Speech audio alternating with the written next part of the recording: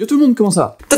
Avant que la vidéo commence, je tenais à vous dire quelque chose très rapidement. Je serai pour la première fois au salon de la photo, donc du 8 au 12 novembre. Moi je vais y être le jeudi et le samedi, peut-être le vendredi. Je suis super content, pour une fois je suis là et ça va être la première fois que j'y vais. C'est aussi une occasion parfaite pour pouvoir se rencontrer. En plus cette année il y a un stand qui a été mis en place par l'organisation du salon. C'est le coin des communautés. Donc voilà, c'est au deuxième étage, juste à côté de Canon, pas loin de Sigma. Je vous donne pas d'heure précise là maintenant parce que tout simplement je sais pas encore quand ça se fera. De toute façon je vais me balader sur le salon, donc si on se croise n'hésitez pas à me faire coucou. Mais je vais quand même mettre en place une ou deux rencontres à ce coin des communautés et je vous dirai en détail les horaires de ça sur mon Insta et mon Twitter. D'ailleurs en fait vous feriez vraiment bien de me suivre sur Instagram parce que aujourd'hui et demain je vous lâche un code pour 50 places gratuites pour le salon. Donc il suffit d'aller sur mon Insta, me follow et regarder ma story et vous aurez un code spécial qui vous donne une place gratuite. Il y en a que 50 disponibles donc dépêchez-vous, premier arrivé, premier servi. Bref, je vous tiens au courant sur Twitter et Insta pour les dates de rencontres précises pour ceux qui peuvent s'y déplacer. J'espère qu'on se verra là-bas. J'arrête de parler, je vous laisse avec un petit tuto tranquille au calme sur une petite astuce sympathique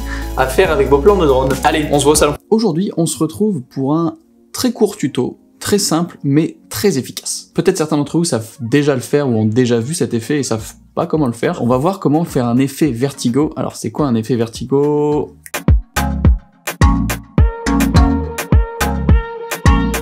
Comme dans Les Dents de la Mer, le film Vertigo d'Alfred Hitchcock, d'où vient le nom de l'effet. Voilà, donc un effet de zoom compensation, vertigo, il y a plein de noms différents, dolly zoom, plein de choses. Donc cet effet, il peut être fait de plusieurs façons. C'est plus simple en fait de le faire avec un drone, limite qu'au sol, parce qu'au sol, il faut avoir vraiment un mouvement de translation, de travelling vers l'avant ou vers l'arrière, assez fluide et assez rectiligne, assez linéaire. Si vous le faites pas de cette façon, ça va pas bien rendre. Donc du coup, il faudra vraiment avoir soit une barre de travelling, un slider, pour avoir un truc vraiment posé. Et du coup, par exemple, avancer en dézoomant, ou reculer en zoomant. En fait, vous allez juste jouer sur la déformation due à la focale. En gros, si vous commencez sur votre sujet avec, par exemple, vous avez un certain cadrage sur votre sujet au début, et que vous faites un travelling de 1 mètre en arrière, à la fin de ces 1 mètre, en fait, vous devez avoir zoomé, du coup, mais vous devez regarder le même cadrage. C'est-à-dire que, par exemple, si le cadrage c'est de juste ma tête, donc ça coupe en dessous le menton, ça coupe au front, et ben vous allez devoir garder ce même cadrage tout au long du travelling. Et en fait, c'est la déformation qui va se passer en zoomant ou en dézoomant. Le fond va se compresser ou se décompresser plus ou moins en fonction de dans quel sens vous allez, tout simplement. Et du coup, ça donne une déformation, un effet super intéressant. Et en fait, donc c'est assez difficile à faire sans matériel spécifique au sol. Par contre, avec des plans de drone, c'est extrêmement simple. Et en fait, il s'avère que DJI, ils ont sorti récemment le Mavic 2 Pro et le Mavic 2 Zoom.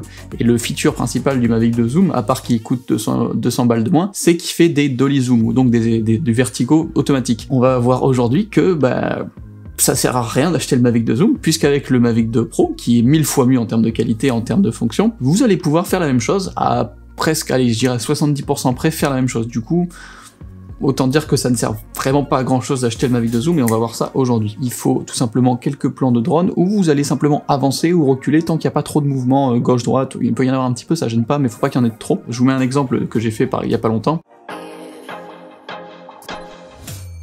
Voilà, j'en ai fait plein, ça rend très bien, faut pas, encore une fois, c'est un effet, c'est cool, mais ça sert à rien d'en amuser de le mettre sur tous les plans, vraiment c'est nul, faut que ce soit vraiment un peu adapté, et que, voilà, ça ressemble à quelque chose, et si vous en mettez à tous les plans, ça perd tout l'intérêt, comme tous les effets en gros. Si vous le mettez au pif partout, ça sert plus à rien. Donc, on se retrouve dans Première. J'ai quelques petits plans de drone. Alors vu que c'est du Mavic 2 Pro 4K, tout ça, l'ordi galère un petit peu, même si c'est un très bon ordi. Je crois que le codec est pas encore adapté. Voilà, j'ai des petits plans tout simplement sur la forêt, plan exclusivité, parce que oui, je suis en train de préparer ma review du Mavic 2 Pro, je vais vraiment attendre de la faire bien.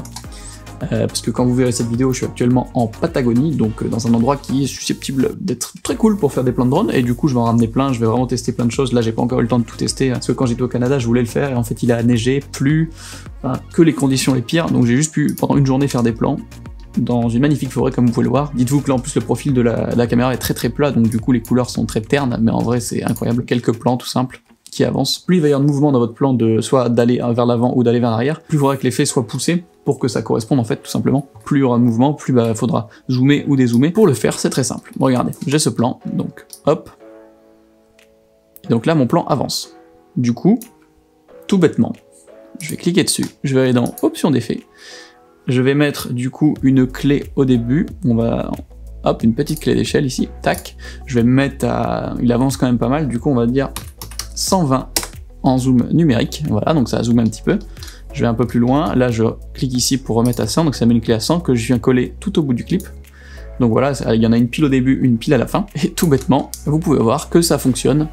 Voilà, j'ai ma déformation qui se fait, mon petit effet vertigo, qui marche plutôt bien là-dessus. Je peux même l'accentuer un peu, je pense, en vrai, en fonction du clip, voilà, vous devez gérer un petit peu, on va mettre même les 140 pour pousser.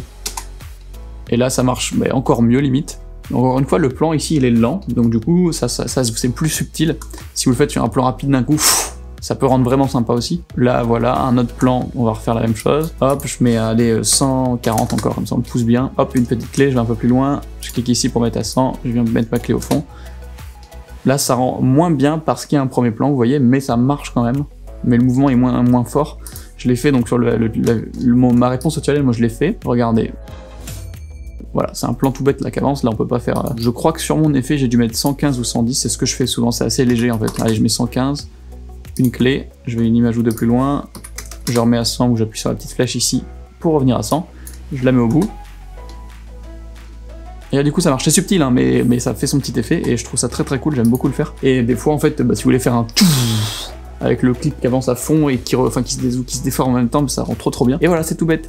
Et en vrai, il faudrait que je récupère un Mavic de zoom, que je fasse le plan avec le 2 zoom et que je le fasse avec le 2 pro en faisant la petite astuce en post-prod comme ça. Je suis presque sûr qu'on peut reproduire pas aussi bien, ce sera jamais aussi bien, mais pas loin de ce que le Mavic de zoom peut faire. Donc voilà, comment transformer votre Mavic de pro en Mavic de zoom sur stéroïde. C'est tout con, hein, vraiment comme effet, mais du coup là pour l'instant j'ai fait que sur des clips qui avançaient. Si par exemple ici j'ai un clip qui recule, logiquement, je pense que si vous avez compris le principe, c'est dans le sens inverse. Du coup, au début, je mets une clé d'image pour mon 100, mon échelle de base. Donc, hop, c'est-à-dire que là, l'échelle reste normale, évidemment. Et je vais mettre, je sais pas, 130, un peu plus loin. Et le 130, en fait, la clé, je la déplace tout au bout du clip. Dans le clip, ça recule. Et au fur et à mesure du clip, en fait, ça va zoomer numériquement. Et du coup, ça va créer cet effet. Voilà. C'est magique, ça marche un peu moins bien sur celui-là, parce qu'il est là encore une fois, si je l'accélère, regardez, on va le faire, on va tricher. Bon, si je tente sur celui-là, lui il fait déjà, le problème c'est qu'il fait déjà 4 secondes, donc à la limite je le mets à 300%, mais il reste plus qu'une seconde de clip, mais bon. Et là, ça marche très bien. Je vous mets d'autres exemples à l'image, mais voilà, ça marche parfaitement bien, c'est tout bête. Encore une fois, ne pas en abuser, ça sert à rien, vraiment, c'est moche, après il faut juste savoir le faire au bon moment pour que ça impacte. C'est quand même un peu tout, quoi. Ça sert à rien de balancer des paillettes et tout partout. Vraiment faites-le subtilement et ce sera vraiment le meilleur rendu. Si votre clip avance, vous dézoomez. Si votre clip recule, vous zoomez au fur et à mesure. On ouvre l'effet d'échelle, on met 2 petites clés et c'est réglé. C'est vraiment tout bête.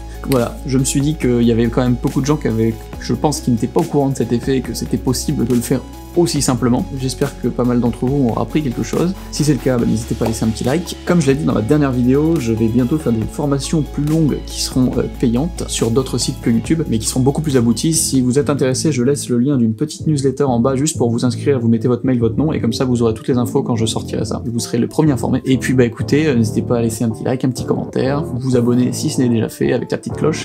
Et puis sinon, on se retrouve pour la prochaine. Ciao!